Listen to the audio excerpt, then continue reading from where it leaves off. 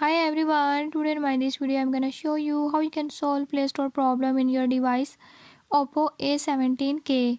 In this device Oppo A17k, if you're having any issue like your Play Store is not opening or is not working, I'll tell you a few tips and tricks that you can use to fix it. Before we move to the video, if you are new to my channel, don't forget to subscribe and press bell icon. Watch complete video and learn how you can fix it.